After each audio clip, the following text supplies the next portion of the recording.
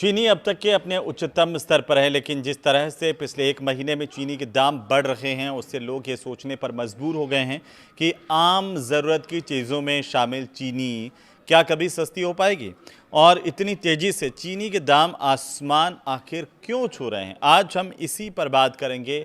नमस्कार, मैं हूं आपके साथ हेमंत कुमार। देश भर में चीनी के दाम आसमान छू रहे हैं। देश के आम आदमी के लिए चीनी चाय से लेकर खीर और हर मीठा व्यंजन जो भारतीय घरों में बनता है उसकी सबसे बड़ी ज़रूरत है।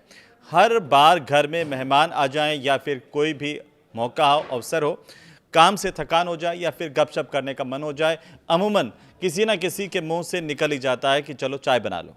फिर चाय आते ही एक शब्द और है जो ज़्यादातर सुनने में आता है और वो है चीनी कम है। लेकिन अब चारों तरफ से एक ही आवाज़ है कि चीनी महंगी हो रही है, क्योंकि कई शहरों की फुटकर दुकानों पर चीनी 65 से 70 रुपये या प्रति किलो के हिसाब से या उससे भी ज़्यादा तक पर बिक रही है। और इसी के चलते अब सरकार ने 10 लाख टन चीनी विदेशों से मंगाने का फैसला किया है। लेकिन क्या विदेशों से आने वाली चीनी भारत की आपूर्ति को नियंत्रित कर पाएगी, इस आपूर्ति को पूरा कर पाएगी? इसमें संशय है, क्योंकि सवाल बरकरार है कि क्या चीनी कभी फिर से सस्ती होगी। तो आप जान लीजिए कि ब्राज़ील के बाद दुनिया का सबसे बड़ा गन्ना उत्पादक है भारत, और भारत अचानक चीनी की किल्लत में कैसे फंस गया, ये सवाल हर किसी भारतीय के मन में है। दाम अभी और क्या बढ़ेंगे या सरकार इसे थाम पाएगी, ये सवाल भी हर किसी के मन में उठ रहे हैं। तो सवाल इस बात को लेकर के भी है कि चीनी के दाम पिछले दिनों में आखिर कितने बढ़े हैं कि हाहाकार मच गया। जवाब यही है कि चीनी के दाम करीब 2 साल से स्थिर बने हुए थे, लेकिन जून 2026 से चीनी की कीमतें अचानक से बढ़ने लगी और फिर चाय के प्याले में भी तूफान आ गया।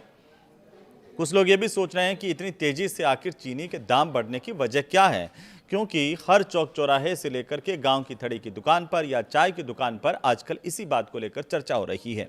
तो आज के इस वीडियो में हम इसी को पूरा विस्तार से बताने वाले हैं। जवाब ये कि चीनी की डिमांड हर साल अगस्त से लेकर के नवंबर के बीच में बढ़ती है, क्योंकि त्योहारी सीजन में मिठाई और प्रोसेस्ड फूड की खपत ज़्यादा होती है। लेकिन इस बार भी डिमांड बढ़ी।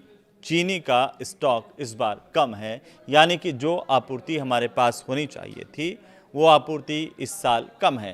पिछले 9 सालों में सबसे ज़्यादा कम स्टॉक इस बार है। इसके पीछे की वजह क्या है, इन्हें लेकर के जितने मुंह उतनी बात। लेकिन चीनी बनाने का जो सीज़न है वो 1 अक्टूबर से शुरू होता है। भारत में चीनी की सालाना जो खपत है वो 2 करोड़ से ज़्यादा, यानी कि 2.6 करोड़ से लेकर के 2.8 करोड़ टन के बीच में रहती है। सीजन के आखिर यानी कि 30 सितंबर तक 60 से 70 लाख टन चीनी का स्टॉक बच जाता है। लेकिन ऐसा इस बार क्यों नहीं हुआ? इसके पीछे की वजह यह है कि इस बार हमारी सरकार की तरफ से निर्यात को खोल दिया गया। यानी कि क्या सरकार को इस बात का अंदेशा था कि इस बार चीनी का उत्पादन कम हो रहा है, खपत ज़्यादा है, लेकिन इसके बावजूद कुछ लोग ये सवाल उठा रहे हैं कि इसके बावजूद निर्यात क्यों खोला गया। न्यूज़ एजेंसियों की रिपोर्ट के मुताबिक इस बार 1 अक्टूबर को नया उत्पादन शुरू होने तक चीनी मिलों के पास अनुमानित सिर्फ 35 लाख टन चीनी का स्टॉक बचा होगा। ये 3 दशकों में सबसे कम है। पिछले साल 2025-26 में ये स्टॉक 47 लाख टन का था। लेकिन अब कई लोग ये पूछ रहे हैं कि चीनी का स्टॉक इतना कम हो कैसे गया, इसके पीछे की वजह क्या रही। तो 4 बड़ी वजह जो मार्केट के एक्सपर्ट से लगा करके जो विश्लेषक हैं वो बताते हैं कि पहली बड़ी बात है कि मौसम ख़राब हुआ, जिससे गन्ने से चीनी इस बार कम बनी। National federation of cooperative sugar factories limited यानी कि NFCSF की तरफ से चीनी मिलों की अगुवाई करने वाली संस्था ये मानी जाती है।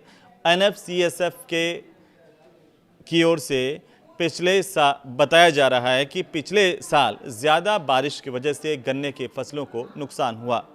इससे शुगर रिकवरी रेट यानी कि 100 किलो गन्ने से बनने वाली चीनी का परसेंटेज 12 किलो से नीचे आ गया।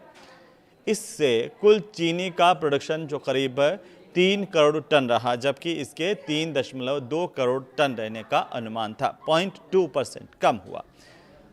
दूसरा बड़ा कारण बताते हैं कि गन्ने में एक बड़ा हिस्सा है गन्ने का वो एथेनॉल बनाने में खप रहा है। कई लोग ये कह रहे हैं कि इसी की वजह से मार्केट में चीनी को लेकर हंगामा है।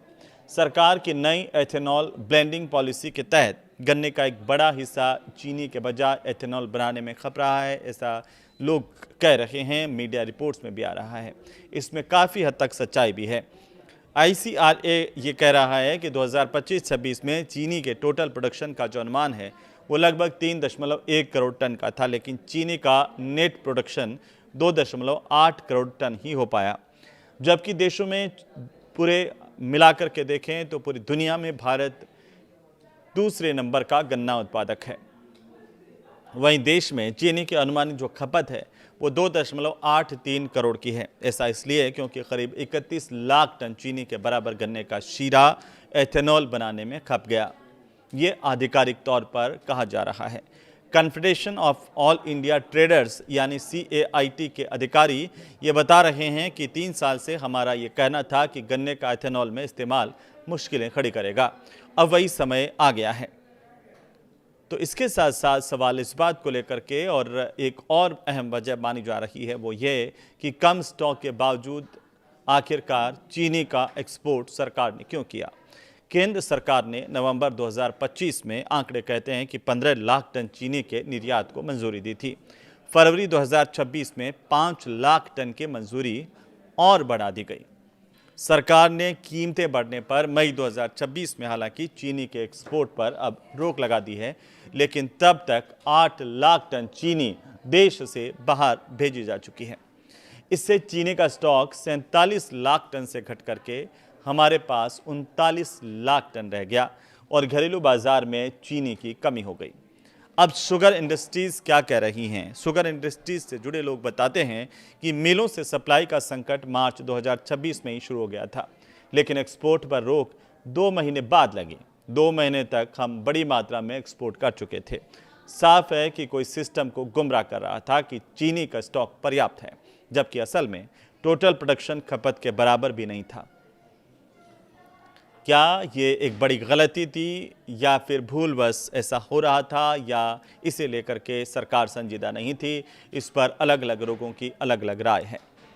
तो साथ ही चौथा जो सबसे बड़ा कारण है चीनी की कमी का, वो ये माना जा रहा है कि त्योहारी सीजन जब भी आता है तो जमाखोर सक्रिय हो जाते हैं। चाहे गणेश चतुर्थी हो, दिवाली जैसे त्यौहार हो या फिर अगस्त से नवंबर तक मिठाइयों के कन्फेक्शनरी की खपत बढ़ जाती है। मिठाइयाँ और कन्फेक्शनरी जो जिस तरीके से बढ़ती है उससे भी एक बड़ा हिस्सा इसमें जाता है। मिठाई और बेवरेज वगैरह बनाने वाली कंपनियां चीनी स्टॉक करने लगती हैं। ज़्यादा डिमांड और स्टॉक कम होने के चलते दाम और ज़्यादा बढ़ जाते हैं। तो वहीं एक और सवाल सामने आता है वो ये कि क्या आगे और दाम बढ़ सकते हैं? अब इन सब परिस्थितियों को जानने के बाद हम कह सकते हैं कि हाँ, चीनी की कीमत अभी और बढ़ सकती है। थोक व्यापारी जो कारण बता रहे हैं, इसका जो वजह बता रहे हैं वो ये है कि त्योहारी सीजन से पहले मांग में तेजी के चलते चीनी मिलें सप्लाई रोक रही हैं। मिलें स्टॉक को धीरे धीरे रिलीज कर रही हैं क्योंकि उन्हें कीमतों में और बढ़ोतरी की उम्मीद है। इंडस्ट्री से जुड़े लोग ये बताते हैं कि देश में चीनी का 6 लाख टन का मानक क्लोजिंग स्टॉक होना चाहिए। ये 3 महीने की खपत के बराबर है। हालांकि 1 अक्टूबर 2026 से शुरू होने वाले नए सीजन में ज़रूरी स्टॉक इससे कम हो सकता है। तो नवंबर में मिलें गन्ने की नई फसल की पेराई शुरू कर देंगी। इसके बाद ही सप्लाई में सुधार होगा। तब तक बाजार इसी मौजूदा स्टॉक पर ही निर्भर रहने वाला है। इससे कुछ कीमतें और बढ़ सकती है जो आपकी उम्मीदों से परे हो सकती हैं। अब इस बात को लेकर के सवाल है कि सरकार इसे कंट्रोल करने के लिए आखिर क्या कदम उठा रही है। तो इस बात का साधारण सा जवाब है जो सरकार की तरफ से बताया है कि सरकार ने 20 अगस्त 2026 को कीमतें कंट्रोल करने के लिए 4 बड़े कदम उठाए, जिनमें पहला ये कि खरीदारों के लिए स्टॉक लिमिट आदि की गई है। महीने में 10 टन से ज़्यादा चीनी इस्तेमाल करने वाले बड़े थोक खरीदार जैसे मिठाई और बेवरेज बनाने वाली कंपनियों के लिए 15 दिन की स्टॉक लिमिट तय की गई है। यानी अगर कोई थोक खरीदार चीनी की 1 क्विंटल की बोरी खरीदे तो 10 टन में 100 बोरियां होती हैं, लेकिन अब वह 1 महीने में 50 बोरी का ही स्टॉक रख सकते हैं। बड़े सप्लायर्स के लिए भी सरकार ने लिमिट तय की है, जिनमें चीनी के बड़े सप्लायर और डीलर जो खुद चीनी इस्तेमाल नहीं करते हैं वो भी अब अधिकतम 4000 क्विंटल यानी करीब 4000 बोरी से ज़्यादा स्टॉक जमा नहीं कर सकते हैं। अब आती है बात मिलों की। मिलों को बिक्री बढ़ाने के लिए सरकार की तरफ से कहा गया है, क्योंकि सरकार ने चीनी मिलों को सामान्य से 0.5 लाख यानी कि 50,000 मीट्रिक टन ज़्यादा चीनी बेचने की अनुमति दी है। यह भी कहा है कि किसी व्यापारी को चीनी बेचने के बाद 7 दिनों के भीतर चीनी की बोरियां ट्रक में लोड करके फैक्ट्री से बाहर निकल जानी चाहिए। इससे चीनी तुरंत बाजार तक पहुंचेगी और जमाखोरी से रुकेगी। हालांकि ये वक्त बताएगा कि कितनी जमाखोरी पर इससे अंकुश लगेगा, लेकिन चौथा और सबसे बड़ा कारण है 10 लाख टन चीनी इंपोर्ट को सरकार ने मंजूरी दी है। इस लिहाज से सरकारी सूत्र कह रहे हैं कि आने वाले दिनों में चीनी सप्लाई को लेकर के सामान्य स्थितियां पैदा की जाएंगी। सरकार ने 31 अक्टूबर 2026 तक के लिए 10 लाख टन कच्ची चीनी के इंपोर्ट को मंजूरी दी। इस पर कोई ड्यूटी भी नहीं लगेगी। आमतौर पर चीनी के आयात को लेकर के 100% इंपोर्ट ड्यूटी लगती है। हालांकि रिपोर्ट्स के मुताबिक 10 लाख टन चीनी इंपोर्ट करने से चीनी के थोक रेट कंट्रोल होंगे। उम्मीद कम है, क्योंकि इससे चीनी थोक में 500 रुपये प्रति क्विंटल तक ही गिर सकती है। रिपोर्ट्स ये कह रही हैं कि सरकार इस पेराई के सीजन में शीरे को एथेनॉल के बजाय पूरी तरह चीनी के प्रोडक्शन में लगाने का भी निर्देश दे सकती है। तो सवाल ये भी है कि क्या विदेशों से चीनी का आयात पहले से होता रहा है? कई लोग ये सवाल उठा रहे हैं। जान लीजिए कि बिल्कुल नहीं, क्योंकि भारत ब्राज़ील के बाद चीनी का दूसरा सबसे बड़ा प्रोड्यूसर और साथ ही साथ एक्सपोर्टर देश है, क्योंकि सबसे ज़्यादा उत्पादन ब्राज़ील के बाद भारत करता है। 2021-22 में भारत की तरफ से रिकॉर्ड तोड़ 1.1 करोड़ टन चीनी एक्सपोर्ट की गई, लेकिन बीते कुछ सालों में ये लगातार घट रहा है। घरेलू सप्लाई पर संकट हो तो सरकार ब्राज़ील जैसे देशों से कच्ची चीनी मंगवाती है और उसे घरेलू मिलों में रिफाइन करके बाजार में उतारती है। 10 साल पहले आखिरी बार 2017 में 24 लाख टन चीनी आयात की गई थी। अब सरकार कच्ची चीनी आयात करने की कोशिश में है। नवंबर से पहले पर्याप्त मात्रा में इस तरह की चीनी मिलने की संभावनाएं बेहद कम है, क्योंकि इसका निर्यात बहुत ही कम देश करते हैं। और ऐसे में आने वाले दिनों में चीनी के दाम क्या नीचे आएंगे, ये सवाल बरकरार है। कोई ये भी कह सकता है कि क्या चीनी फिर से सामान्य रेटों पर बिकेगी, या कई लोग ये सोच रहे हैं कि क्या चीनी कभी कौड़ियों के भाव भी बिकेगी। लेकिन अभी बाजार के मुताबिक ऐसा लगता नहीं है। बाकी आप क्या सोचते हैं, आप हमें कमेंट करके ज़रूर बताइए। और चीनी को लेकर के ये एक्सप्लेनर आपको कैसा लगा? साथ ही अगर अच्छा लगे तो इसे लाइक कीजिए, शेयर कीजिए और सब तक पहुंचाइए भी। नमस्कार।